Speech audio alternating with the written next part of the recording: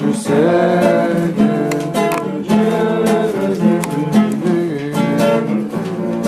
c'est mon péché qui m'obsède. Jésus, je viens à toi, tel que je suis, je viens à toi. Jésus, je viens à toi, tel que je suis, prends-moi.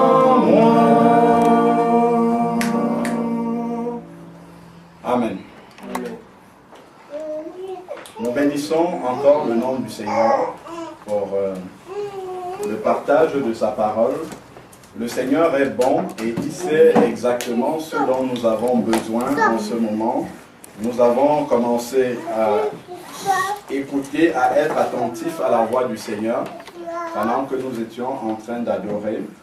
Et comme le frère l'a si bien dit, nous devons comprendre une chose, c'est que l'Église est une habitation spirituelle que le Seigneur est en train de construire. Donc il s'agit d'une maison que le Seigneur construit. Donc, si nous voulons faire un parallèle par rapport à la construction d'une maison terrestre pour pouvoir bien comprendre les choses, Dieu le Père est l'architecte. C'est lui qui donne le plan de la maison. Ensuite, Jésus-Christ, qui est Dieu le Fils, c'est lui qui est comme le chef de chantier, le contremaître.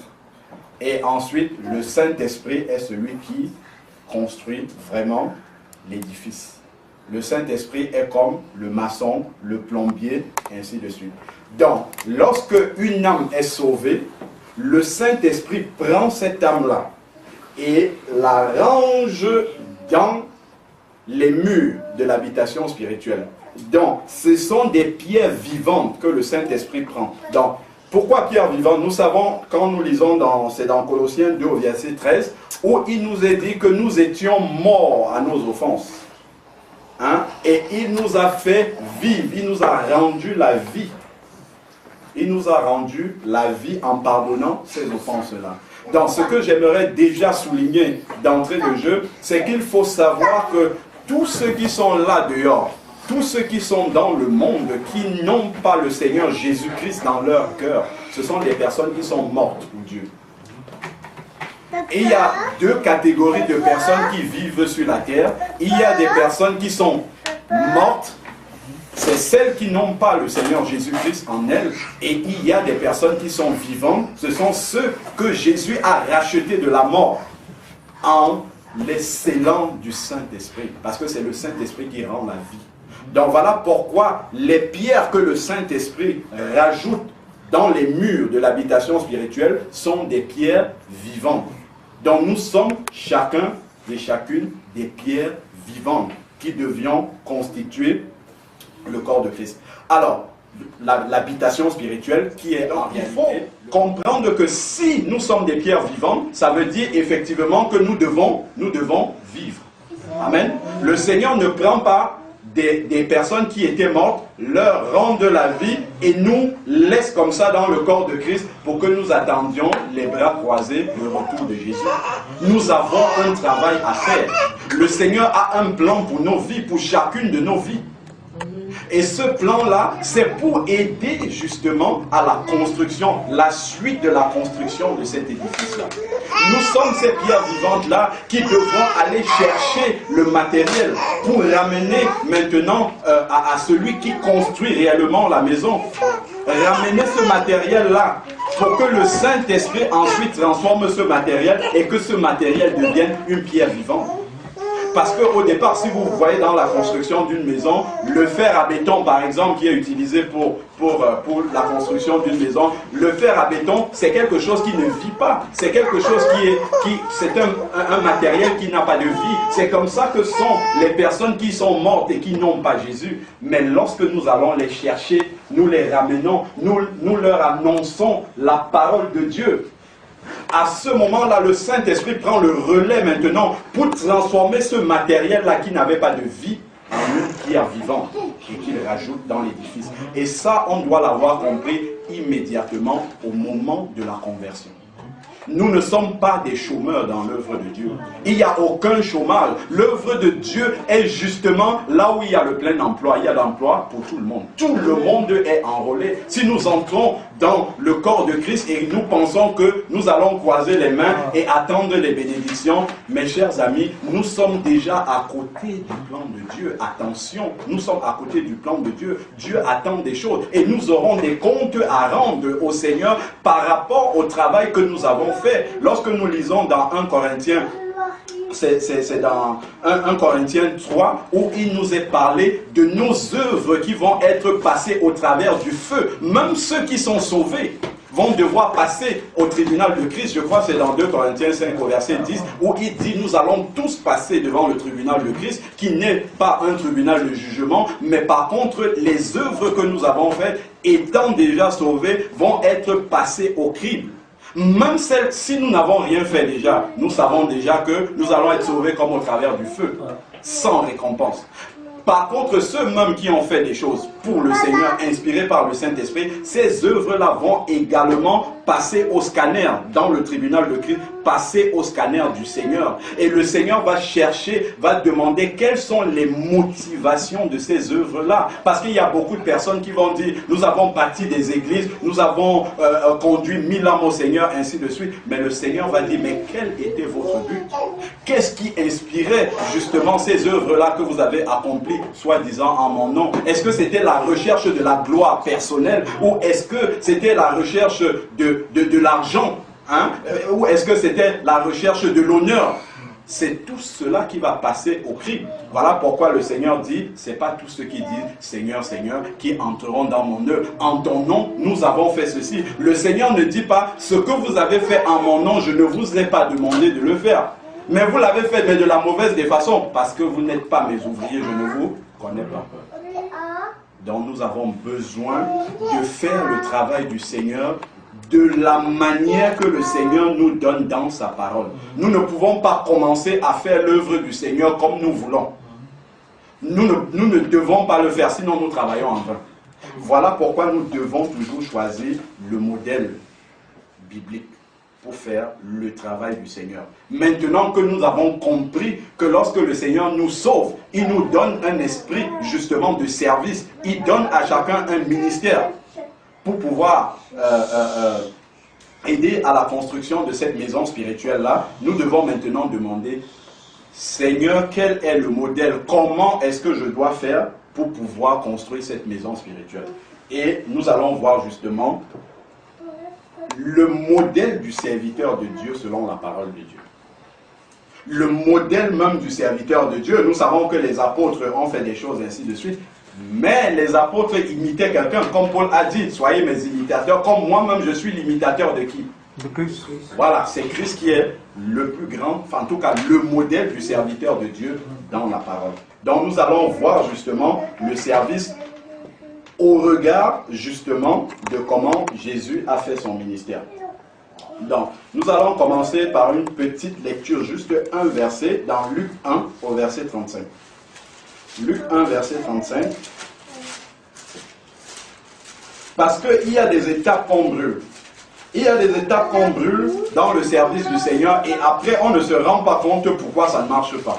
Pourquoi nous lisons des versets dans la Bible et ces versets-là ne s'accomplissent pas dans le service que nous sommes en train de faire pour le Seigneur? C'est parce que déjà, dès le départ, nous ne sommes pas en train de faire les choses comme le Seigneur le veut. On a simplement récupéré en chemin une tradition qui elle-même était déjà mal amorcée dès le début et nous avons continué. Heureusement que Dieu est miséricordieux de temps en temps, même si le modèle n'est pas respecté, le Seigneur fait grâce quand même. Mais nous ne devons pas compter sur cette grâce-là alors que le Seigneur nous a laissé sa parole pour que nous fassions les choses telles qu'il le demande. Alors, Luc 1 au verset 35. L'ange lui répondit, donc là nous sommes dans la visite de l'ange, quand l'ange est venu visiter Marie pour lui annoncer justement l'avènement de Jésus. L'ange lui répondit, le Saint-Esprit viendra sur toi et la puissance du Très-Haut te couvrira de son ombre. C'est pourquoi le Saint-Enfant qui naîtra sera appelé Fils de Dieu. Amen. Ce verset nous rappelle que Jésus est né par la puissance du Saint-Esprit. Et nous allons voir toujours le parallèle par rapport à la vie du chrétien, par rapport au service du chrétien. Donc Jésus est né par la puissance du Saint-Esprit. Pour le chrétien, qu'est-ce que cela signifie? Avant toute chose, avant de parler de serviteur de Dieu, il faut déjà commencer par naître de l'Esprit. De la même façon que Jésus. Il faut naître de nouveau. Naître du Saint-Esprit. Donc nous le lisons, c'était dans Jean, au verset Jean 3, lorsque Jésus discute avec Nicodème, du verset 5 au verset 6. Nous avons cette déclaration solennelle-là qui dépasse l'entendement des Juifs, parce que Nicodème qui discute avec Jésus, vous le savez, Jésus le dit, je crois c'est au verset 10, tu es le docteur en Israël. Donc Nicodème enseignait la parole de Dieu, il connaissait la loi au bout des doigts, mais Jésus lui dit, si tu ne nais de nouveau, tu ne peux rentrer dans le roi. Je dis même tu ne peux rentrer, Jésus dit tu ne peux voir, même voir. Donc tu n'es même pas dans le plan de Dieu, même si tu enseignes la parole de Dieu. Il y a des gens qui enseignent la parole de Dieu, ils n'ont jamais, au grand jamais expérimenté une réelle et une totale conversion. Donc ils n'ont même pas commencé la marche avec le Seigneur. Et souvent, bien des gens ne le savent pas. Pourtant, la parole de Dieu donne des tests clairs pour voir si quelqu'un a expérimenté une authentique conversion. Je pense que c'est Jean qui dit dans Matthieu 3, Jean dit dans Matthieu 3, de produire, il parle aux Juifs qui disent qu'ils ont Abraham pour père. Produisez les fruits de la repentance. Hein, comme Jésus a dit aussi dans Matthieu 7, on reconnaîtra l'arbre par ses fruits. Celui qui est né de nouveau doit produire les fruits d'un enfant né de nouveau. Sinon, il n'est même pas dans la côte. Alors, Nicodème, Jésus disait à Nicodème, Jean 3, verset 5, Jésus lui répondit, en vérité, je te le dis, si un homme ne naît d'eau et d'esprit, voilà, c'est ça, il ne peut entrer dans le royaume de Dieu. Ce qui est né de la chair est chair, et ce qui est né de l'esprit est esprit. Donc le véritable serviteur de Dieu, ça doit commencer par là. C'est quelqu'un qui a été régénéré, quelqu'un qui a un passé et une nouvelle vie avec le Seigneur. Le Seigneur Jésus n'est pas venu instaurer une nouvelle religion sur la terre. Il en existait déjà plein. Les pharisiens, les sadducéens et ainsi de suite. Il y avait plein de religions qui existaient. Donc l'avènement de Jésus, ce n'était pas pour établir une nouvelle religion, mais pour établir une nouvelle vie. Et cette vie-là commence par la naissance par l'Esprit de Dieu. Et nous pouvons voir, on va le voir dans la suite, les disciples même, pourquoi les disciples ne comprenaient pas le ministère de Jésus pendant qu'il était avec lui? Parce que les disciples n'étaient pas nés du Saint-Esprit. Donc les disciples marchaient avec Jésus, mais ils ne pouvaient pas comprendre le plan de Jésus. C'est pour ça que souvent au milieu des chrétiens, vous voyez, il y en a qui marchent avec les vrais chrétiens, mais ils ne comprennent pas le plan, ils ne sont pas dans le plan de Dieu. Parce qu'ils ne sont pas nés de l'esprit et donc ils n'ont pas été ajoutés comme une pierre vivante dans l'habitation spirituelle. Et ça peut aller loin, je parle des chrétiens, mais il y a des serviteurs, entre guillemets, qui sont dits serviteurs de Dieu, mais qui ne sont pas passés par là. Il dit ce qui est cher est cher. Ne pensez pas que si quelqu'un a commencé par rentrer dans l'œuvre de Dieu, sans être né de nouveau, il va produire les fruits de l'esprit. Pas du tout. Ce qui est cher est cher. Si quelqu'un n'est pas né de nouveau, il va produire les fruits de la chair. Et il n'est pas étonnant que dans les églises, il y ait tout ce qui est hypocrisie, calomnie, jalousie, ainsi de suite. Parce que la nouvelle naissance n'est pas à la racine, n'est pas à la base. La Bible nous dit dans Acte 2 que le Saint-Esprit ajoutait chaque jour à l'église ceux qui étaient sauvés. Donc c'est le Saint-Esprit, après avoir fait passer par cette nouvelle naissance, qui amenait les gens dans l'église. Les gens ne venaient pas à l'église parce que je suis l'ami du frère Martial, je le suis, je viens dans l'église où il va, parce que ma tante, mon oncle va dans telle église, ou bien parce que justement j'ai entendu, je suis camerounais, j'entends qu'il y a un pasteur camerounais qui a ouvert une église et je vais là-bas. par des motifs raciaux. On voit dans plein d'églises, ainsi de suite, des gens qui s'assemblent de manière communautaire. Ça ne doit pas exister dans l'œuvre de Dieu. C'est la preuve justement que les gens n'ont pas expérimenté la naissance par l'Esprit. Parce que c'est l'Esprit qui va t'envoyer au milieu des enfants de Dieu avec lesquels tu dois te réunir. À ce moment-là, si c'est l'Esprit qui est justement, qui t'a envoyé dans ce milieu-là, puisque vous êtes tous envoyés par l'Esprit de Dieu, vous allez produire ensemble les fruits de l'Esprit. Mais si à la base, vous vous réunissez sur des motifs charnels, que ce soit dans les maisons, dans les églises, partout où vous voulez, si les motifs sont charnels, ce sont les fruits de la chair qui vont être produits.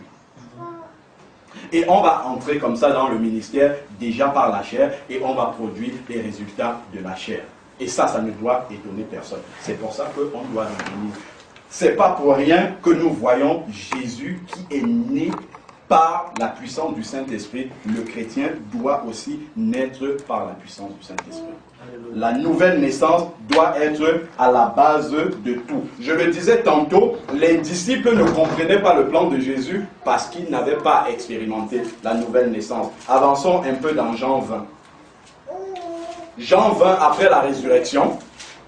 Jean 20 au verset 19. La Bible nous dit la chose suivante. Jean 20 au verset 19. Le soir de ce jour, qui était le premier de la semaine, les portes du lieu où il se trouvait, où se trouvaient les disciples, étaient fermées.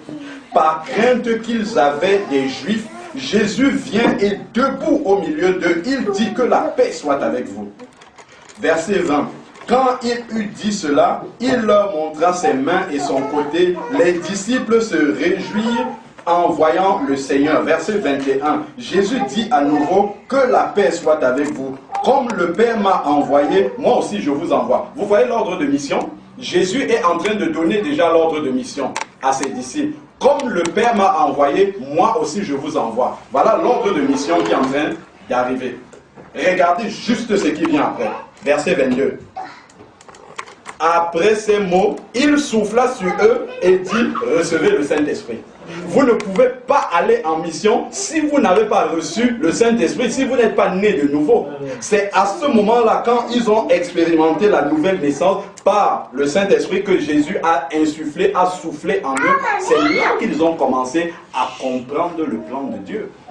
C'est le même mot soufflé, le même mot, c'est celui qu'on retrouve dans le livre de la Genèse. Quand le Seigneur a soufflé sur Adam et Adam est devenu une âme vivante. Donc c'est recevoir le Saint-Esprit qui transforme les disciples, malgré le fait qu'ils marchaient avec Jésus. C'est ce Saint-Esprit qui les transforme en pierre vivante maintenant. Comme Adam a été transformé en une âme vivante. C'est la même chose ici.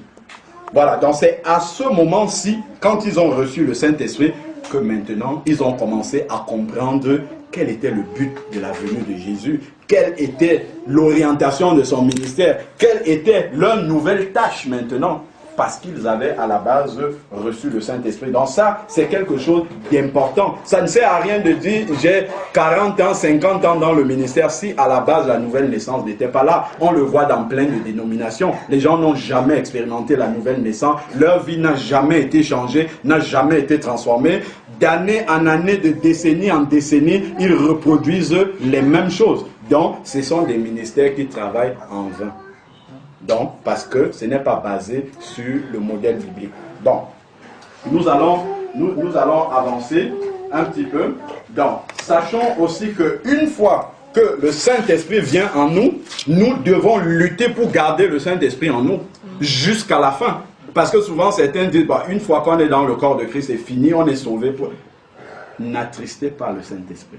Quand on lit, c'est dans Ézéchiel 11, on n'a pas le temps de lire, Ézéchiel 11 du verset 22 au verset 23, où il nous est dit que lorsque les Israélites avaient ramené les idoles dans le temple, la gloire de Dieu, la Shekinah, Ézéchiel 11 du verset 22 au verset 23, la Shekinah est sortie du lieu très saint du temple et est montée, est sortie de la ville, prendre le mont des Oliviers, et retourner vers le Seigneur. Nous sommes aujourd'hui le temple du Saint-Esprit et nous avons ce lieu très saint dans lequel l'Esprit de Dieu habite. Mais si nous attristons tellement le Saint-Esprit, il va nous reprendre et au bout d'un temps, le Saint-Esprit ne va pas rester, il va s'en aller. Nous savons souvent lorsque nous recevons le Saint-Esprit, mais quand il part, c'est bien plus difficile de le discerner. C'est bien plus difficile de le discerner. Donc, il faut le garder. Alors, avançons. Nous avons vu, première étape, pour être un véritable serviteur de Dieu, selon la parole de Dieu, selon le modèle biblique, il faut naître de nouveau. Ensuite, Luc 3, à partir du verset 22. Luc 3, à partir du verset 22. Alors, déjà même verset 21, Luc 3, 21. Baptême de Jésus, c'est intitulé. Tandis que tout le peuple se faisait baptiser, Jésus fut aussi baptisé. Et pendant qu'il priait, le ciel s'ouvrit et l'Esprit Saint descendit sur lui sous la forme corporelle, comme une colombe, et il vint une voix du ciel. Tu es mon fils bien-aimé, objet de mon affection. Amen. Donc nous avons ici l'image du baptême dans le Saint-Esprit. Deuxième étape, je suis né de nouveau, j'ai reçu la mission, aller, comme on a vu avec les disciples dans Jean 20, maintenant il faut le baptême dans le Saint-Esprit. Jésus même est passé par là, bien qu'il n'avait pas besoin ni d'être baptisé d'eau, ni d'être baptisé par le Saint-Esprit. Jésus n'avait besoin de rien de tout ça. Mais comme il est le modèle, il fallait qu'il montre toutes les étapes par lesquelles le chrétien doit passer pour entrer dans le ministère. Véritablement, pour pouvoir faire le ministère avec la puissance de Jésus. Parce que Jésus dit, celui qui croit en moi fera les mêmes œuvres que moi et il en fera de plus grandes. Mais c'est quelqu'un qui est passé par les mêmes étapes que Jésus. C'est pas quelqu'un qui a commencé à servir comme ça parce que son pasteur lui a dit, bon, je décèle que quand tu chantes, ça donne bien, bon, va dans le ministère de louange. C'est pas comme ça que ça marche. Ça ne marche pas de cette façon-là. Ce ne sont pas les hommes qui décident des ministères. Mais il faut respecter le modèle biblique pour avoir les résultats de la Bible. Pour manifester la puissance de Dieu de la même façon que les apôtres l'ont expérimenté, il faut suivre le modèle pour avoir le résultat à la fin. On ne peut pas ne pas suivre le modèle et espérer avoir les mêmes résultats que les apôtres. Pas du tout. La parole de Dieu n'a jamais changé. Dieu est toujours le même, hier, aujourd'hui, éternellement. Ce qu'il a fait avec les apôtres dans le Nouveau Testament, il peut le faire. C'est même pas qu'il peut, il veut le faire et il va le faire. Et il le fait avec ceux qui obéissent à sa parole. Amen. Il le fait avec ceux qui obéissent à sa parole. Alors, nous étions dans nous avons vu que maintenant, une fois qu'on est né de nouveau, il faut passer par le baptême d'eau d'abord, parce qu'il y a deux aspects ici. Il faut passer par le baptême d'eau, comme Jésus. Première chose, baptême d'eau par immersion. Il faut mourir à l'ancienne vie et ressusciter à la nouvelle vie. C'est la base. C'est pas la peine de commencer à discuter sur le baptême par immersion.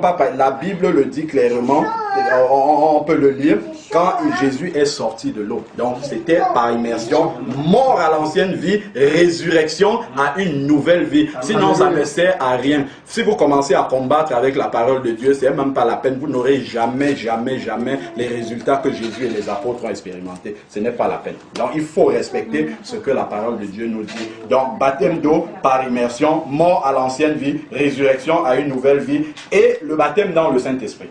Maintenant, le baptême dans le Saint-Esprit, nous apprenons qu'il y en a qui disent qu'on peut apprendre aux gens à recevoir le baptême dans le Saint-Esprit. C'est faux. Lisons la parole de Dieu, parce que c'est la parole de Dieu qui tranche. On n'est pas là pour prendre un parti ou un autre. On est là pour s'appuyer sur ce que la parole de Dieu dit. Peu importe les opinions des uns, des autres, des dénominations, ainsi de suite. Ça, c'est pas le problème. Ce qui est important, c'est de respecter ce que la parole de Dieu dit. Alors, nous prenons Matthieu 3. C'est Jean-Baptiste qui parle. Matthieu 3, verset 11. C'est clairement écrit dans la Bible. Moi, je vous baptise dans l'eau. Voilà, on a encore parlé du baptême par immersion. Moi, je vous baptise dans l'eau. Bon, c'est vrai qu'ici, il s'agit du baptême de repentance, mais c'était déjà une préfigure du baptême par immersion du baptême chrétien qui allait arriver. C'était déjà une préfigure. Et donc on voit encore, même l'image se retrouve déjà dans l'Ancien Testament. Dans l'Ancien Testament, lorsque Israël a traversé la mer Rouge, dans l'eau, l'eau a été ouverte par la verge de Moïse et le peuple a traversé. C'était à l'intérieur de l'eau. Le peuple n'a pas marché sur l'eau. Le peuple a traversé à l'intérieur de l'eau. C'est l'image du baptême dans le Saint-Esprit et du baptême d'eau. Et le peuple suivait la nuée du ciel. La nuée qui montrait le chemin au peuple. C'était l'image du baptême dans le Saint-Esprit. Amen. Tout le Nouveau Testament vient confirmer des choses qui étaient déjà des images. Amen. C'était montré sous forme d'une image dans l'Ancien Testament. Donc il n'y a pas de hasard dans le Nouveau Testament. Il n'y a pas de hasard. Il y a toujours ces images-là qui existent déjà dans l'Ancien Testament. Alors, verset 11, Matthieu 3, verset 11. Moi, je vous baptise dans l'eau. Voilà, il a bien utilisé ce mot-là, dans l'eau, pour qu'il n'y ait aucune ambiguïté en vue de la repentance. Mais celui qui vient après moi est plus puissant que moi et je ne mérite pas de porter ses sandales. Lui, et vous voyez ce lui-là, ça avait un grand L, il parle de Jésus, lui vous baptisera du Saint-Esprit. Donc aucune personne ne peut dire, viens je vais t'apprendre à parler en langue, toutes ces choses-là, c'est faux. On a vu, lui vous baptisera du Saint-Esprit. Seul Jésus peut baptiser quelqu'un dans le Saint-Esprit. Amen. Un homme, aucune dénomination, aucune personne, aussi puissante soit-elle, aussi utilisée soit-elle par le Seigneur, la personne ne peut que prier pour que Jésus fasse la chose. C'est tout ce que la personne peut faire pour nous aider. Alors, nous revenons dans Luc.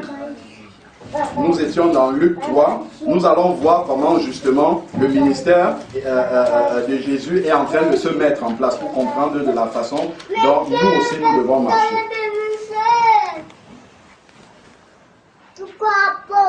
Donc, nous pouvons lire déjà dans Luc 4 au verset 1. Jésus rempli du Saint-Esprit. Donc, c'est bien ça qui nous confirme encore que la colombe qui descend sur Jésus, c'est l'image du baptême dans le Saint-Esprit. Maintenant, il est rempli du Saint-Esprit. Jésus, rempli du Saint-Esprit, revint du Jourdain et fut conduit, pas par le diable, attention, regardez ce qui est écrit là, fut conduit par l'Esprit dans le désert afin d'être tenté par le diable. Est-ce que vous voyez ça? Celui qui veut être le véritable serviteur de Dieu doit accepter que l'Esprit l'amène dans le désert pour qu'il passe justement par l'épreuve. L'épreuve, c'est cela qui forme le serviteur de Dieu. Si on ne passe pas par l'épreuve, regardez la vie de Paul. Regardez la vie de Paul. Aujourd'hui, on nous parle seulement de prospérité et ainsi de suite. Personne ne veut porter la croix. Mais le Seigneur nous dit par son esprit que ceux qui porteront la couronne là-haut, c'est ceux qui ont accepté de porter leur croix sur la terre. Pas de couronne là-haut s'il n'y a pas de croix sur la terre. Amen. Amen. Il faut accepter de porter sa croix. Il faut accepter de passer par le désert comme Jésus est passé. On ne peut pas vouloir simplement les résultats de Jésus sans passer par le cheminement de Jésus. Jésus est passé par le désert où il est resté 40 jours, nous dit le verset 2 de Luc 4. 40 jours, il ne mangea ni ne but. Voilà comment justement le ministère doit commencer. Le ministère peut même commencer par le jeûne ici, on le voit. De la même manière, on le voit avec Paul aussi. C'est dans Acte 9, on le voit aussi. Alors, le diable lui dit, si tu es fils de Dieu. Ça, c'est juste une petite parenthèse qui n'est pas dans le message. Mais le si là est très important. Si tu es fils de Dieu, le diable va toujours venir avec le doute, comme depuis le jardin d'Éden. Et ça, on va le voir avec le Nouveau Testament, avec justement le baptême dans le Saint-Esprit. Le diable va venir dire, si tu es le fils de Dieu, comme il le dit là, est-ce que tu penses que c'est toi qui es en train de parler en langue? Est-ce que tu penses que ce que tu dis, Dieu entend ça? C'est toi qui as fabriqué cette langue-là. Mais on va le voir plus tard. C'est juste une parenthèse. Alors, avançons maintenant plus loin. Ensuite, verset 14, toujours dans Luc 4, verset 14, il nous est dit, Jésus retourna en Galilée, donc après la tentation dans le désert, justement le combat avec le diable, où on voit que la parole de Dieu entre en compte ici, là où Jésus a répondu au diable par la parole, ça fait partie aussi du ministère, hein? Ça fait partie aussi, justement, lorsqu'on est dans l'épreuve. On doit pouvoir, le diable vient quand on est dans l'épreuve parce qu'il sait que nous sommes affaiblis spirituellement. Mais comme Jésus l'a fait, ici, on le voit à partir du verset 5 de Luc 4, comment justement Jésus a fait ce combat spirituel. Le véritable combat spirituel, c'est par la parole de Dieu. Il faut pouvoir répondre au diable par la parole de Dieu. Et il s'enfuira loin de vous. Comme la Bible le dit dans Jean, résistez au diable et il s'enfuira loin de vous. Comment est-ce qu'on résiste déjà par la parole de Dieu? Et la parole de Dieu ne peut rester dans notre cœur que si nous avons reçu le Saint-Esprit à la base, c'est-à-dire nous sommes passés par la nouvelle naissance. C'est pour ça que nous voyons dans des églises plein de personnes qui sont là, mais qui ne retiennent pas la parole qui est enseignée. Pourquoi elles ne retiennent pas la parole qui est enseignée? Dès qu'elles sortent de l'assemblée, vous lui demandez sur quoi on a prêché, elle va dire, oh bah tiens, le pasteur il était bien habillé, il avait telle ceinture. On retient ce qui est charnel, mais ce qui est spirituel ne reste pas. Pourquoi? Parce que l'équipement justement pour retenir ce qui est spirituel n'est pas là. L'antenne de réception que nous recevons, le Saint-Esprit, n'est pas à l'intérieur de nous. Dont la parole ne peut pas être gardée dans le cœur. Quand il parle de la parabole du semeur, comment la parole s'envole, qu'est-ce qui maintient la parole dans le cœur? C'est le Saint-Esprit. C'est pour ça que quand le chrétien marche, s'il est en face justement d'un choix qu'il doit faire, la parole remonte. Le Saint-Esprit ramène la parole déjà dans le cœur et dans la pensée ensuite. Le Saint-Esprit lui rappelle la parole de Dieu afin qu'il la mette en application. Mais s'il n'a pas reçu la parole de Dieu, et regardez tous ceux qui sont en train de s'égarer, c'est parce que la parole de Dieu n'est pas là. Et pourquoi elle n'est pas là? À la base, il n'y avait pas le Saint-Esprit pour la nouvelle naissance. Alors, avançons, verset 14 de Luc 4. Jésus retourna en Galilée avec la puissance du Saint-Esprit. Vous avez vu tout le cheminement. Maintenant, il retourne en Galilée. Il a fini les étapes pour commencer le ministère maintenant. Il retourne avec la puissance du Saint-Esprit et seulement sa renommée se répandit dans toute la région. Ce n'est qu'à ce moment-là que la renommée de Jésus a commencé à se répandre. Parce que justement, il avait la puissance du Saint-Esprit. Il était passé par toutes les étapes que le Père nous demande. Voilà. Maintenant, nous allons revenir maintenant nous allons rappeler la mission que le Seigneur a donnée d'abord à ses disciples et à tous ses enfants. Ensuite, nous lisons dans Acte 1.8. Justement, pour rester toujours dans le modèle biblique, Acte 1.8, ça c'est un verset que nous devons connaître par cœur. Mais, vous voyez une phrase qui commence par mais. Ça veut dire que déjà, quand vous voyez des mots comme celui-là, ça introduit une contradiction. C'est-à-dire que par rapport à ce que les gens pensent, par rapport à ce que vous pensez que vous pouvez commencer à faire l'œuvre de Dieu, mais donc Jésus va introduire le véritable par rapport, si Jésus fait un mais, c'est-à-dire qu'il y a quelque chose qui est opposé à ça. Voilà. Il y a quelque chose qui est opposé. Et justement, on commence souvent à faire sans faire ce que Jésus a dit, sans faire ce que Jésus a demandé. Mais vous recevez une puissance, le Saint-Esprit, celle du Saint-Esprit, survenant sur vous. Et ensuite, vous serez mes témoins. Donc le baptême dans le Saint-Esprit vient justement pour la puissance du témoignage. Pour la puissance du témoignage. C'est pour ça que nous avons besoin du baptême dans le Saint-Esprit. Le baptême dans le Saint-Esprit n'est pas comme un diplôme qui sanctionne justement la consécration à Jésus. C'est pas après un certain nombre d'années, quand nous sommes bien consacrés, Jésus dit, bon, ok, maintenant je vois que tu as suffisamment marché avec moi, prends le diplôme du baptême dans le Saint-Esprit. Pas du tout. Le baptême dans le Saint-Esprit, malheureusement, ceci n'est pas souvent compris. Parce qu'on ne l'explique pas dès le moment même de la conversion. C'est à la conversion qu'on doit l'expliquer aux gens. On a vu dans Jean 20, quelques pages avant, le Seigneur a soufflé sur les disciples, ils ont reçu le Saint-Esprit et immédiatement après, il dit vous recevrez une puissance. Bah, déjà là, c'est deux expériences. C'est pas à la nouvelle naissance qu'on reçoit le baptême dans le Saint-Esprit. À la nouvelle naissance, l'Esprit de Dieu vient pour nous régénérer, mais on n'a pas encore le baptême dans le Saint-Esprit. Sinon, le Seigneur ne devait pas dire ça deux fois. Il ne peut pas dire aux disciples, s'ils avaient déjà le baptême dans le Saint-Esprit, il ne peut pas leur dire, attendez, vous recevrez une puissance. Ça n'a pas de sens. Ça n'a pas de sens, puisque dans Jean 20, il leur dit, vous recevez le Saint-Esprit, dont ils l'ont reçu immédiatement, mais dans Acte 8, qui vient après, il leur dit, attendez, ne partez pas. Vous recevez le Saint-Esprit, donc c'est une deuxième expérience. Alléluia. Parce que beaucoup disent, en tout cas dans certains milieux, on dit justement que le baptême dans le Saint-Esprit vient automatiquement à la nouvelle naissance. On vient de voir la contradiction. C'est pas vrai. Et vous serez mes témoins. Voilà, bon. Maintenant, il y a aussi une parenthèse que je veux mettre là-dedans. Vous serez mes témoins où? À Jérusalem. Ensuite, dans toute la Judée, dans la Samarie et jusqu'aux extrémités de la terre. Voilà le plan, la ligne directrice que le Seigneur donne. Commencez par être des témoins à Jérusalem. Ça ne sert à rien de quitter de Orléans pour aller commencer l'œuvre de Dieu à Paris là-bas. Alors que les voisins dans le quartier ne sont pas encore convertis. Je vais vous donner une petite parenthèse qui m'a fait très mal. Je lisais une brochure qui parlait de l'évangélisation des musulmans. Et ça m'a fait vraiment mal. Ça parlait de l'évangélisation des musulmans et il y avait le témoignage d'un chef de village au Tchad. Un chef de village musulman au Tchad qui a été évangélisé. Et il disait, pourquoi avons-nous attendu 42 ans pour recevoir l'évangile alors qu'à côté de notre campement, il y a une église? Il a fallu que les gens viennent d'ailleurs pour venir nous évangéliser.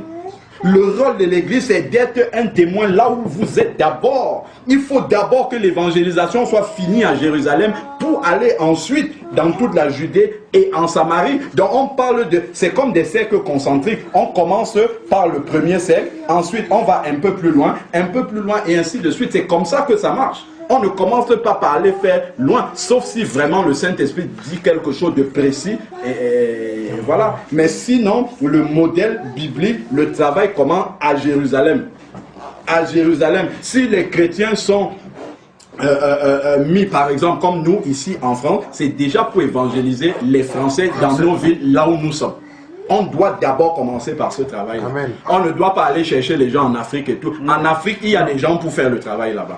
Commençons d'abord par faire le travail là où nous sommes. Et le Seigneur va commencer à étendre, à élargir justement notre temps jusqu'à ce que nous allions aux extrémités de la terre. Donc il faut déjà faire le travail là où nous sommes. Donc deuxième étape, c'est justement le baptême dans le Saint-Esprit qui est clairement annoncé pour devenir un témoin puissant, pour pouvoir faire le travail. Parce que pour faire le travail du Seigneur, il ne faut pas partir comme ça. Non.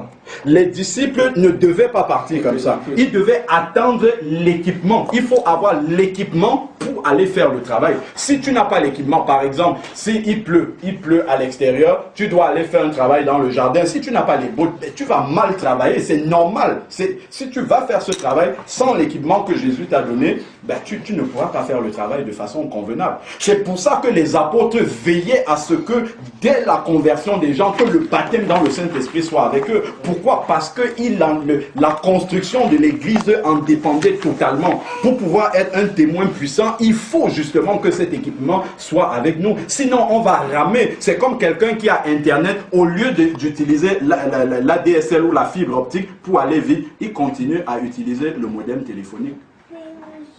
Ça va ramer. Ou alors, si ça ne rame pas, qu'est-ce que ça va produire? Ça va produire des chrétiens charnels. Les chrétiens que vous amenez à Jésus sans cette puissance-là, ça produit, on a vu tout à l'heure, ce qui est cher, est cher.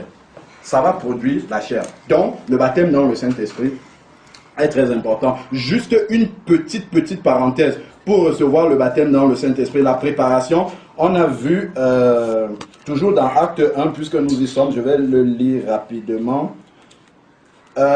Voilà. Lorsque le Seigneur a dit, vous recevez une puissance, le Saint-Esprit survenant sur vous, il n'a pas donné de délai. Non. Il n'a pas dit dans 10 jours. Mais eux, ils ont pris par la foi. Ils ont compris que le Seigneur devait le faire un jour. Mais comment est-ce qu'ils ont réagi? Le Seigneur ne leur a même pas dit ce qu'il fallait faire. Mais eux, comme ils avaient déjà reçu l'Esprit au début, Donc maintenant, ils avaient l'Esprit de Dieu. Et l'Esprit pouvait leur parler. C'est dommage. Dans Jean 16, il dit, lorsque l'Esprit, le Consolateur viendra, l'Esprit de vérité, il vous annoncera les choses à venir. Dans le Saint-Esprit, puisque dans Jean 20, ils avaient déjà reçu le Saint-Esprit, maintenant ils pouvaient discerner la volonté de Dieu. Comment est-ce que je fais pour recevoir la promesse de Dieu? Et voilà. Comment je fais pour recevoir ce baptême? Le Saint-Esprit leur a donné la direction. Allez vous réunir ensemble. Commencez à prier dans la chambre haute et vous allez voir ce qui va se passer. C'est exact. Maintenant, ils pouvaient effectivement avoir ce discernement-là pour savoir ce que ce que Jésus voulait pour eux. Parce que Jésus n'était plus là pour leur dire. Mais le Saint-Esprit était déjà là. Le Saint-Esprit de la nouvelle naissance était déjà là pour leur donner la direction de Dieu. De Jésus pour pouvoir aller attendre. Alors, nous allons le lire dans voilà, verset 14. Acte 1, verset 14.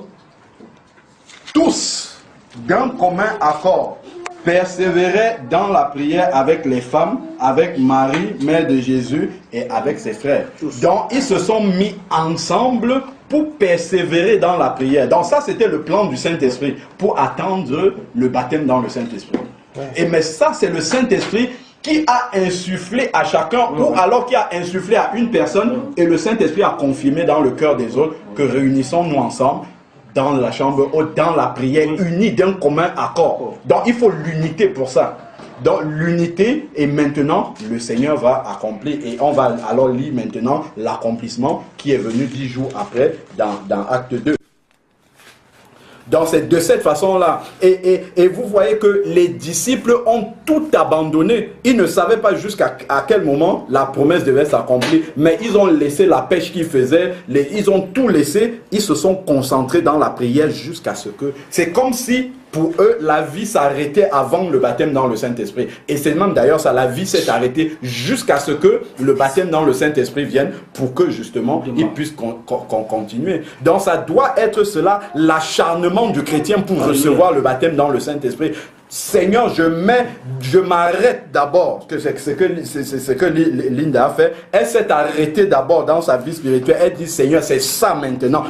Il faut le baptême dans le Saint-Esprit parce que j'ai constaté, je sens que c'est ce qu'il y a pour débloquer ma vie spirituelle. Je m'arrête, et elle s'est arrêtée dans un jeûne de 3 jours jusqu'à ce qu'elle reçoive le baptême dans le Saint-Esprit avant de continuer sa vie spirituelle. Et elle a vu tout ce que ça lui a apporté. Alors, donc, nous allons avancer.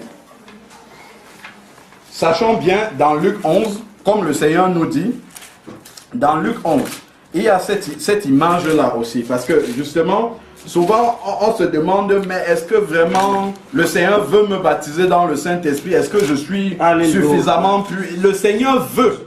Le Seigneur veut nous baptiser dans le Saint-Esprit plus que nous ne voulons. Pourquoi? Parce que son œuvre en dépend. C'est son œuvre, c'est sa volonté. C'est pour faire le ministère du Seigneur. C'est pour cela. Et il sait que nous en avons besoin. Et nous allons voir comment les disciples, même après avoir reçu le baptême dans le Saint-Esprit, ils avaient besoin de retourner devant le Seigneur pour que le Seigneur les renouvelle encore, les remplisse à nouveau de l'Esprit de Dieu. Alors, donc, nous pouvons prendre directement Luc 11 au verset 13. Si donc, vous qui êtes mauvais, vous savez donner de bonnes choses à vos enfants, à combien plus forte raison le Père Céleste donnera-t-il le Saint-Esprit à qui? À ceux qui le lui demandent. À ceux qui le lui demandent. Amen. À plus forte raison. Vous voyez le à plus forte raison. Le à plus forte raison signifie que le Père Céleste veut encore plus que nous de nous accorder ce baptême dans le Saint-Esprit. Voilà, comme le frère le dit. C'est vraiment ce qu'il veut. À plus forte raison accordera-t-il le Saint-Esprit. Mais à ceux qui le demandent, il faut le demander. Mais il faut le demander avec des motivations pures dans le cœur.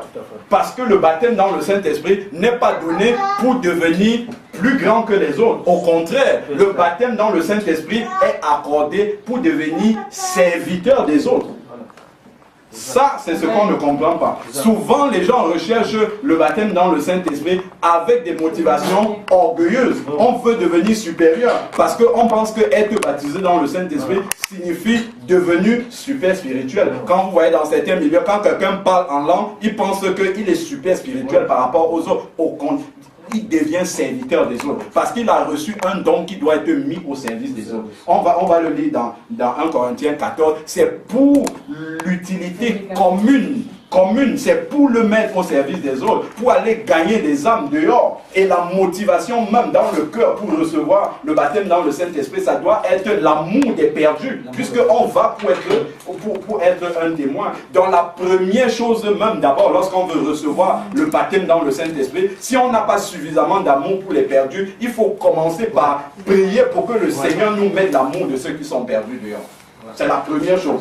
Que lorsque tu passes comme ça, tu vois quelqu'un qui n'est pas sauvé, ou que tu es en contact avec tes collègues, par exemple, qui ne sont pas sauvés, que tu aimes mal. Parce que quand tu vois quelqu'un comme ça, il ne faut pas voir simplement ton collègue qui est là, vous rigoler, ainsi de suite. C'est un candidat pour l'enfer. C'est ça que tu dois voir. Et quand tu es baptisé dans le Saint-Esprit, le Seigneur, tu ne peux pas, quand tu le vois, même s'il ne se convertit pas, tu auras envie, cette envie-là sera dans ton cœur qu'il ait entendu la parole. Maintenant, s'il ne se convertit pas, c'est son problème. Mais toi, tu as fait ton travail. Parce que tu vois en lui un candidat de la GN. Et donc, c'est pour cela qu'on doit commencer d'abord par demander l'amour au Seigneur. L'amour des âmes, je crois même que on a cela dans 1 Corinthiens 13. 1 Corinthiens 13 qui parle de l'amour. Ce n'est même pas la peine de commencer. Si on n'aime pas les perdus, ce n'est même pas la peine de commencer. Il va dire dans 1 Corinthiens 13 au verset 1, « Quand je parlerai la langue des hommes et des anges, si je n'ai pas l'amour, je suis du bronze qui résonne comme une cymbale. » Donc, ce n'est même pas la peine de parler en langue pour montrer qu'on est... Si on n'a pas l'amour, justement, ce n'est même pas la peine.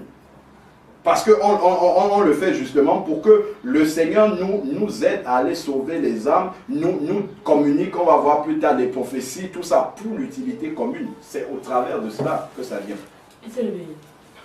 Donc, nous allons continuer à avancer dans 1 Corinthiens 14 au verset 2. Donc, avant d'aller plus loin, je vais d'abord lire 1 Corinthiens 12 au verset 30. Parce que ça, il y a souvent des contradictions par rapport à cela aussi. 1 Corinthiens 12 au verset 30. 1 Corinthiens 12, verset 30. 1 Corinthiens 12 parle des dons spirituels. Au verset 30, qu'est-ce qu'il nous est dit? Tous ont-ils le don des miracles? Point d'interrogation. Tous ont-ils le don des guérisons? Point d'interrogation. Tous parlent-ils en langue? Point d'interrogation. Tous interprètent-ils? Point d'interrogation. Amen. Justement, certains utilisent ce verset pour dire que le baptême dans le Saint-Esprit, c'est un don pour certaines catégories de chrétiens.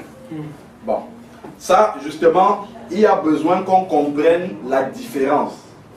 Le baptême dans le Saint-Esprit, c'est un baptême qui est communiqué pour tous les croyants. Amen. Acte 2.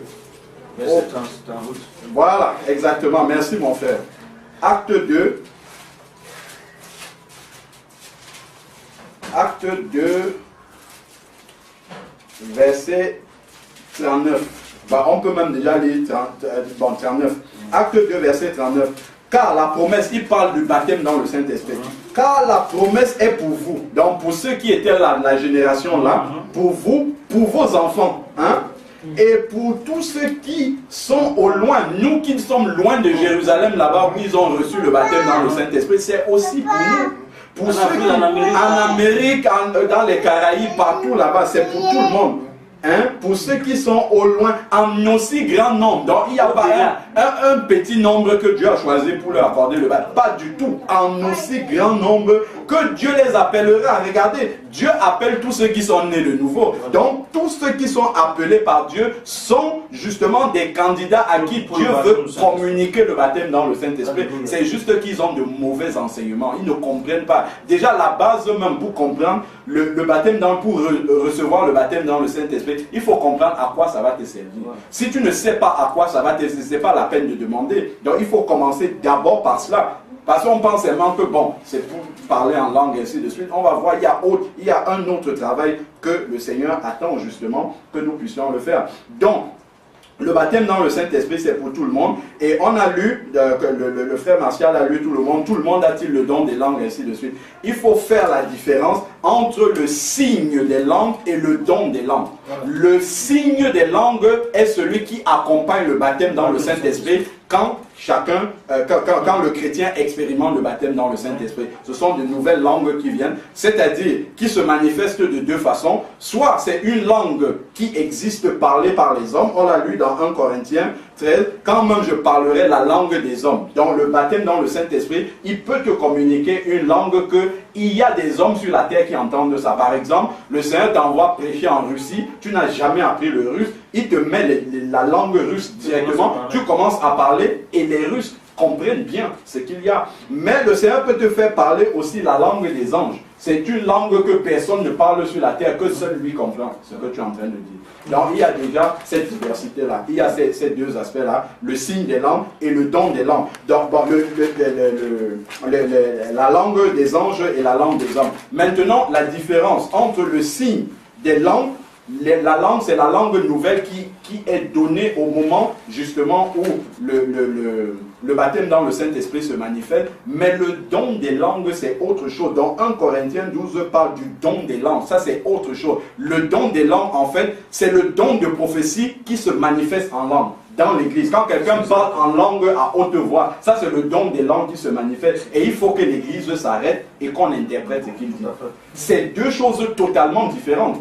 Le signe des langues, c'est la manifestation du baptême dans le Saint-Esprit qu'on a reçu pour son édification personnelle, aller chercher les hommes, ainsi de suite. Maintenant, le don des langues, c'est la prophétie qui est donnée en langue dans l'église, et on a besoin d'interpréter parce que c'est un message qui s'adresse à l'église, et Dieu veut que le destinataire de ce message comprenne ce que Dieu voulait dire.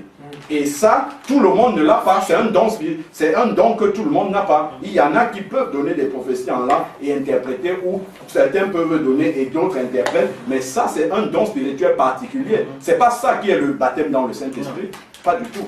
Donc il faut qu'on fasse ces différences. Parce que c'est avec ce verset-ci. C'est plutôt une manifestation du fait qu'on a reçu le baptême, puisque c'est le baptême, c'est le Saint-Esprit qui distribue les dons après. Une fois qu'on est baptisé dans le Saint-Esprit, c'est un autre don qui vient après. Parce que souvent on utilise ce verset-ci pour dire aux gens, bon, ok, ne cherchez pas le baptême dans le Saint-Esprit, c'est pas la peine. Parce que tout le monde ne le reçoit pas de toute manière. On a vu que la promesse est pour tous ceux, les enfants de vos enfants, en aussi grand nombre et aussi loin que au-delà, voilà, que le Seigneur les appelle. Bon, maintenant, on va juste voir maintenant les blocages qu'on a souvent, parce que ça c'est important de le voir. 1 Corinthiens 14, on tourne juste une page. 1 Corinthiens 14. Bon, souvent, moi j'ai vu dans l'assemblée où j'étais, une église baptiste, justement où on disait que, vous avez vu dans 1 Corinthiens 14, Paul dit aux Corinthiens, non, il ne faut pas parler en langue, c'est le désordre, ainsi de suite. Il faut bien comprendre le contexte. Il faut bien comprendre le contexte. Paul a écrit 1 Corinthiens 14 justement pour montrer la manière dont la manifestation des langues à l'intérieur de l'église doit se passer. Ce n'est pas pour interdire. D'ailleurs, Paul dit, je me réjouis de ce que je parle en langue, puisque vous tous, et je souhaite que vous tous vous parlez en langue. J'ai noté les versets là. Je souhaite que vous tous vous parlez en langue. Hein? Pourquoi? Parce que Paul savait que c'était important. C'était très important. Justement, dans 1 Corinthiens 14 au verset 2, il nous est dit, en effet, celui qui parle en langue ne parle pas aux hommes, mais à Dieu. Car personne ne le comprend. Et c'est en esprit qu'il dit des mystères de Dieu. Dans le baptême dans le Saint-Esprit, souvent c'est pour dépasser nos mots. Souvent on veut dire des mots dans la prière. On sent qu'on est limité, notre vocabulaire est limité. On ne peut pas aller au-delà. On a dit tout ce qui vient de notre intelligence humaine. Mais après il faut aller au-delà parce que Dieu est un Dieu infini. C'est pour ça qu'il faut commencer à dire. Le Seigneur veut nous donner un vocabulaire qui soit au-delà de notre intelligence. Parce que notre intelligence est finie, mais la grandeur de Dieu est infinie. béni.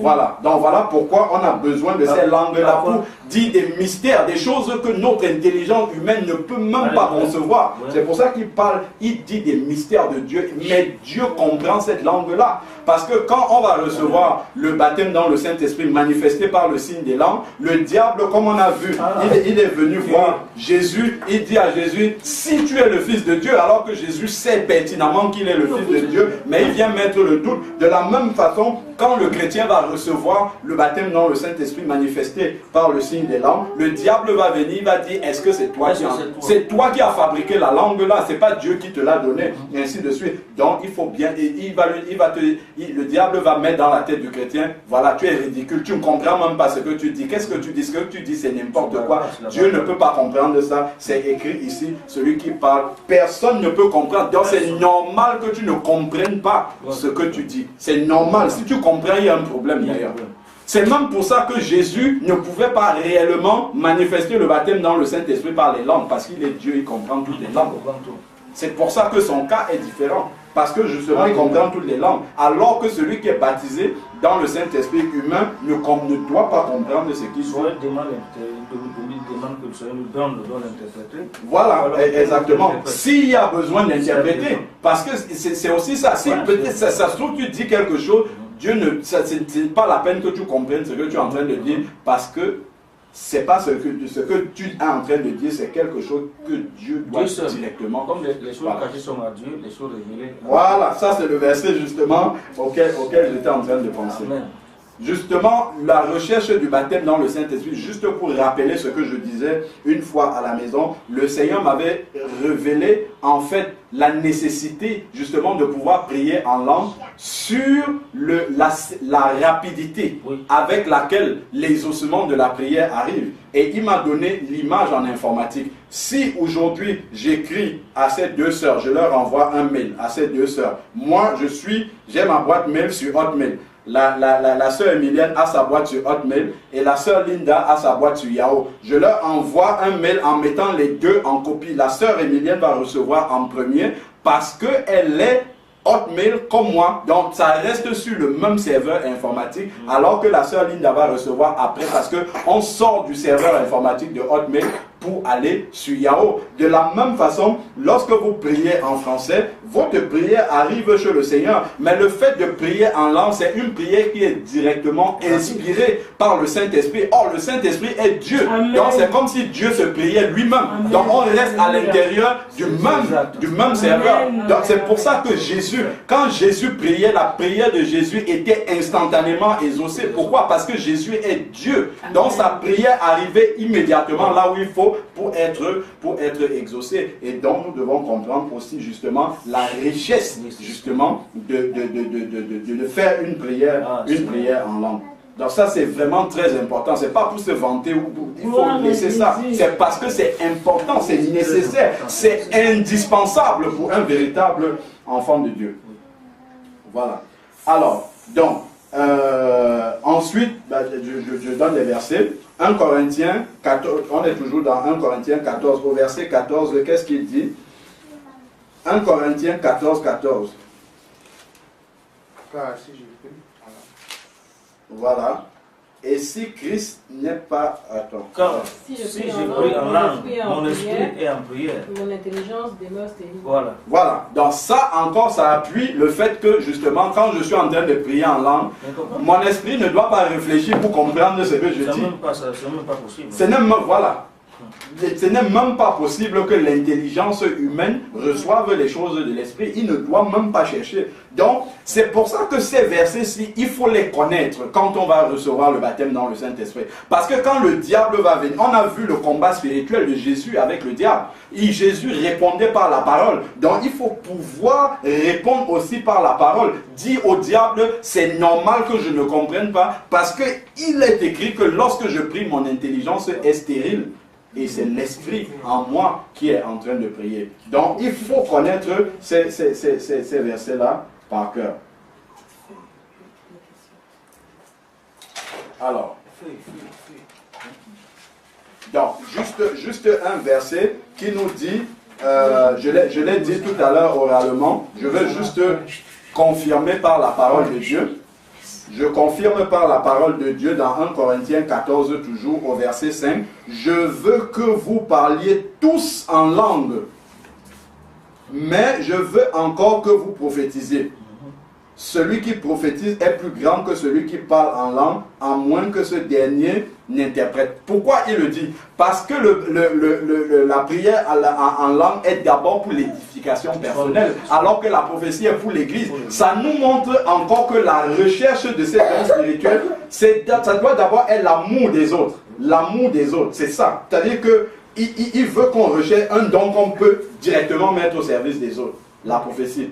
Alors que la prière en langue va t'aider à communiquer directement avec Dieu pour t'édifier toi-même. Mais c'est aussi utile parce que quand tu t'édifies toi-même en langue, après tu peux édifier les autres en français. C'est pour ça que Paul, quand il était chez lui dans son culte personnel, il prononçait, je crois qu'il y a un verset qui parle de ça, 10 000 paroles en langue. Mais quand il venait devant les gens, il préférait dire 5 paroles en intelligence. Mais les 5 paroles en intelligence avaient la puissance de 10 000 paroles en langue derrière.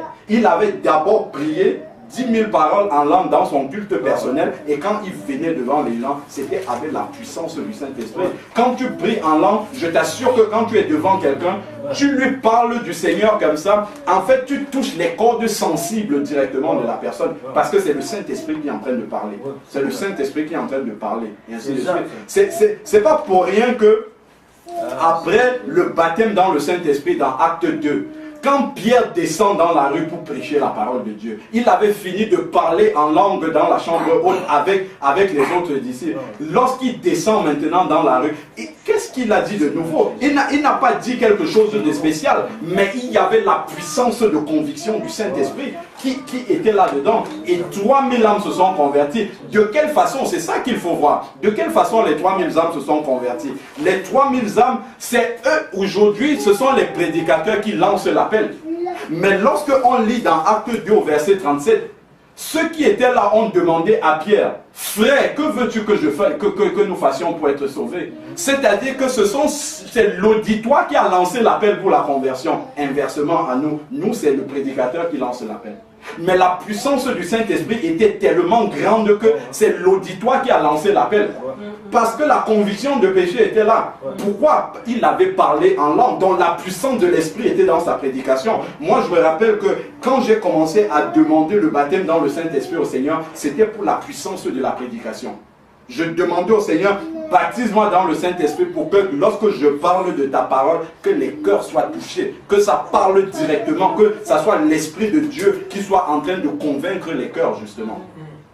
Et ça, ce sont des motifs que le Seigneur aime, parce que c'est pour faire son travail. Ce n'est pas pour se montrer ou bien pour faire autre chose. Voilà pourquoi, justement, il faut bien connaître justement pourquoi on demande ce don des langues-là. On va prendre maintenant une deuxième dimension du baptême dans le Saint-Esprit. Donc, on peut lire dans Acte 5 au verset 32. Acte 5, verset 32. Qu'est-ce que la parole de Dieu nous dit? Oui, vas-y, lis mon frère. Nous sommes témoins de ces choses, de même que le Saint-Esprit que Dieu a donné à ceux qui lui obéissent. Amen. Merci Seigneur. Le Saint-Esprit est accordé à ceux qui Lui obéissent. Amen. Donc la puissance du Saint-Esprit vient à ceux qui sont disposés à faire la volonté de Dieu, à garder les commandements du Seigneur. D'ailleurs, quand il annonce même déjà la venue du Consolateur, c'est dans Jean 16. Quand il parle de Jean 16, dans Jean 16 de la venue du Saint-Esprit, il parle aussi de l'obéissance. Il parle surtout de l'obéissance. Voilà ce qui va se passer. Celui qui est baptisé dans le Saint-Esprit, par rapport à celui qui ne l'est pas, celui qui est baptisé dans le Saint-Esprit a une sensibilité plus importante à la souillure par rapport à celui qui ne l'est pas. Parce que le Saint-Esprit est plus exigeant avec celui qui est baptisé dans le Saint-Esprit. Il lui montre les moindres petits détails de sa vie dans laquelle le Seigneur n'est pas encore glorifié. Il lui montre dans ces petits détails par rapport à ce... Parce qu'on parle de Quand on parle du baptême dans le baptême, c'est quoi? On a parlé tout à l'heure de l'immersion dans l'eau. Donc le baptême dans le Saint-Esprit, c'est l'immersion dans le Saint-Esprit. Donc toute ta vie est recouverte par le Saint-Esprit. Donc il n'y a aucune pièce de ta maison, puisque nous sommes des pierres vivantes de la maison en miniature, il n'y a aucune pièce de ta maison dans laquelle le Saint-Esprit ne peut pas entrer et mettre le doigt et dire ça ne va pas. Donc, celui qui est baptisé dans le Saint-Esprit est beaucoup plus sensible. Dès que tu as fait la moindre, tu es sorti un petit peu comme ça en dehors du plan du Seigneur, tout de suite, c'est comme quelqu'un qui vient, qui a une petite tache. Il est bien habillé, mais il a une petite tache sur son pied ou quelque part que lui seul sait que c'est là. Mais quand il est devant les gens, il est tout le temps en train de regarder cette tache-là parce qu'il pense que tout le monde regarde ça. Alors que les gens ne le voient pas. C'est la même chose pour celui qui est baptisé dans le Saint-Esprit. Quand il a fait quelque chose que Dieu n'aime pas, même si les gens ne le savent, il est gêné, il ne peut pas prier. C'est pas possible. S'il n'a pas mis ça en règle avec Dieu, il ne peut même pas commencer à élever sa voix. Parce que immédiatement le Saint-Esprit lui dit, c'est une abomination que tu es en train de faire. Tu fais une prière que Dieu ne peut même pas comprendre. Tu es en train de déranger le Seigneur parce que tu sais ce que tu as fait et tu sais qu'il faut mettre ça en ordre devant le Seigneur avant de pouvoir te présenter devant lui. Donc le baptême dans le Saint-Esprit est un baptême qui conduit le chrétien dans l'obéissance. Je reviens encore à ce qu'on disait une fois. Je finis juste ma phrase. Le manque de pardon. Oui, on va parler aussi de ça. Donc, ce qu'on disait la dernière fois, sœur Emilienne, c'est que quelqu'un vient, il vous dit, je suis baptisé dans le Saint-Esprit. Ok, je parle en langue, vous l'entendez parler en langue. Ce n'est pas suffisant. Il faut que sa vie témoigne justement. Il faut que vous voyez l'obéissance dans sa vie, l'obéissance à la parole de Dieu. Quelqu'un qui vit dans la fornication, l'adultère et tout ça, qui parle en langue, c'est une fausse langue. Il parle une langue démoniaque. C'est pas une langue qui vient de Dieu. Parce que la première chose, quand Dieu baptise dans le Saint-Esprit met le doigt sur les péchés dans ta vie, qu'il faut régler absolument, sinon tu n'avances pas. C'est par là que ça commence, d'abord. Donc quelqu'un ne peut pas dire, oh, moi je reçois les visions, les prophéties, les ci, les ça, ainsi de suite, alors qu'il n'y a pas l'obéissance dans sa vie. Maintenant, une autre chose qui est importante, un autre aspect qui est important, justement, que le baptême dans le Saint-Esprit apporte dans la vie du chrétien. Le baptême dans le Saint-Esprit, c'est la porte d'entrée pour recevoir les dons spirituels. Nous voyons que Paul, justement, quand Paul avait parlé en langue, ou même l'exemple de Pierre, quand Pierre a parlé en langue dans la chambre haute, il descend, il prêche et ça touche les gens. C'est comme si c'était des prophéties qu'il a. Donc, lorsque quelqu'un a reçu le baptême dans le Saint-Esprit et il développe le parler en langue, quand il vient se présenter devant les gens, lorsqu'il parle, lorsqu'il commence à parler, en fait, il y a même des prophéties qui peuvent sortir parce que sa parole est directement inspirée par la puissance du Saint-Esprit. La parole de celui qui est en train de parler après avoir justement prié en langue, sa parole est directement inspirée par le Saint-Esprit. Donc les dons peuvent commencer à se manifester. La prophétie peut sortir sans qu'il n'ait besoin de dire ah attention j'ai une prophétie ou bien ainsi parle le Seigneur, sans rentrer dans les formules. Mais ce qu'il dit c'est directement le Saint-Esprit qui parle à l'assemblée. C'est comme ça que les dons, parole de sagesse, parole la prophétie, parole de connaissance, ainsi de suite, ça vient avec le baptême dans le Saint-Esprit. C'est comme ça qu'on entre dans la manifestation justement des dons spirituels. La base, c'est d'abord le baptême dans le Saint-Esprit. Donc voilà pourquoi les apôtres insistaient tellement que les chrétiens soient baptisés dans le Saint-Esprit. On va voir juste quelques exemples encore comme ça. Nous voyons par exemple dans acte 8, je crois c'est en Samarie, les Samaritains avaient reçu la parole de Dieu. Donc, acte 8 au verset 14. Quand les apôtres qui étaient à Jérusalem apprirent que les habitants de la Samarie, avaient reçu la parole de Dieu, ils leur envoyaient Pierre et Jean. Tout de suite, on apprend que les gens là-bas se sont convertis, on envoie directement les apôtres. Pas pour venir contrôler. Ils sont venus vérifier une chose. Qu'est-ce qu'ils sont venus vérifier? Verset 15, ceux-ci descendus chez eux prièrent pour eux afin qu'ils reçoivent le Saint-Esprit. Car ils n'étaient pas encore descendus sur aucun. Ils avaient seulement été baptisés au nom de Jésus. Alors Pierre et Jean leur imposaient les mains et ils reçurent. Voilà. Donc, lorsque les gens se convertissaient, tout de suite, les apôtres venaient vérifier est-ce qu'ils ont reçu le baptême dans le Saint-Esprit. Parce que c'était indispensable. On peut encore voir dans Acte 19. Acte 19. Voilà, dès le début, dans Acte 19, il y a quelque chose alors vraiment de très étonnant, de très épatant, comme dit le frère. Acte 19, verset 1. Pendant qu'Apollos était à Corinthe, Paul, après avoir traversé les hauteurs du territoire, se rendit à Éphèse. Voilà, il arrive à Éphèse, il rencontra quelques disciples. Retenez bien, quelques disciples, ça veut dire que c'était déjà des personnes qui étaient nées de nouveau. Donc ils étaient disciples, c'est qu'on n'aurait pas utilisé ce terme-là. Il rencontra quelques disciples et leur dit, tout de suite, je rencontre des disciples. Première question. Regardez l'apôtre Paul, rempli du Saint-Esprit, c'est lui qui a écrit une bonne partie du Nouveau Testament. Quelle première question il demande à un croyant? Première question, premier échange. Il ne demande pas dans quelle église tu pries. C'est pas ça qui l'intéresse. Première question, il dit, verset 2, avez-vous reçu le Saint-Esprit quand vous avez cru? Donc pour lui, c'était une évidence que quand on croit, on doit recevoir le baptême dans le Saint-Esprit. C'était une évidence. Et d'ailleurs, pourquoi c'est une évidence pour Paul? C'est une confirmation de Marc 16. Voici les miracles qui accompagneront ceux qui auront cru. En mon nom, ils parleront de nouvelles langues. Donc pour lui, c'était une évidence que si tu as cru, tu es un disciple de Jésus, le baptême dans le Saint-Esprit doit être là. Et pour lui, ce n'était même pas imaginable que ça soit autrement. C'est pour ça qu'il pose la question ici. Quand vous avez cru, est-ce que vous avez reçu le Saint-Esprit?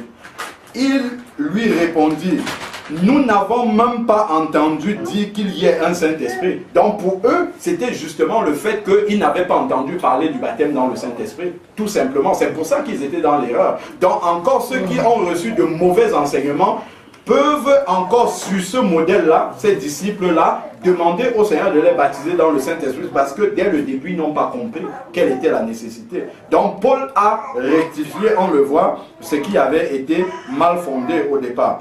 Donc il répondit, nous n'avons même pas entendu dire qu'il y ait un Saint-Esprit. Il dit, quel baptême avez-vous donc reçu? Donc Paul est étonné, il leur demande, mais si vous n'avez pas reçu le baptême dans le mais quel baptême avez-vous alors reçu?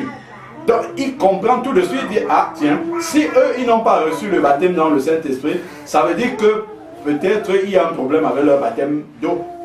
Donc pour lui c'était anormal qu'il y ait un cas comme ça.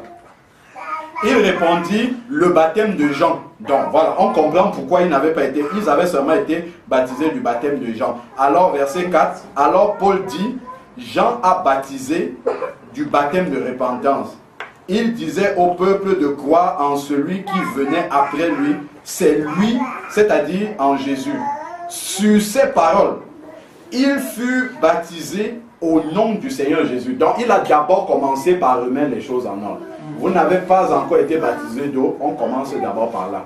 Baptême d'eau, au nom du Seigneur Jésus. Paul leur imposa les mains. Donc immédiatement après, Paul leur imposa les mains et le Saint-Esprit vint sur eux et il se mit, voilà le signe des langues, comme on disait, et il se mit à parler en langue.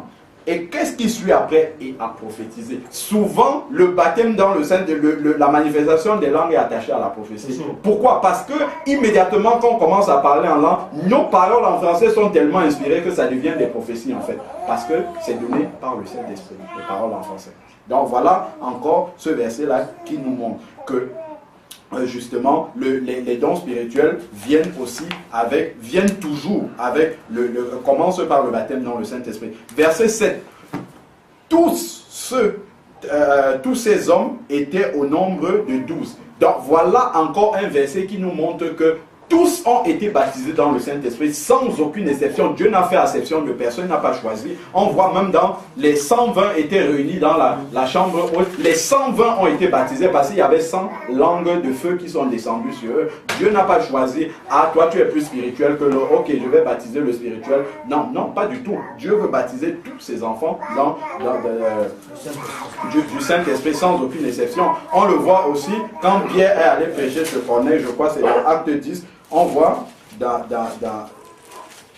Acte 10 au verset 44, Acte 10 verset 44, comme Pierre prononçait, Pierre je connais, comme Pierre prononçait encore ces paroles, le Saint-Esprit descendit sur eux, tous ceux qui écoutaient la parole. Vous voyez, le Saint-Esprit est descendu sans choisir des gens, sur tous ceux qui écoutaient la parole, verset 45, tous les croyants circoncis qui étaient venus avec Pierre furent étonnés de ce que le Saint-Esprit soit aussi répandu sur les païens, car ils les entendaient parler en langue et exalter Dieu.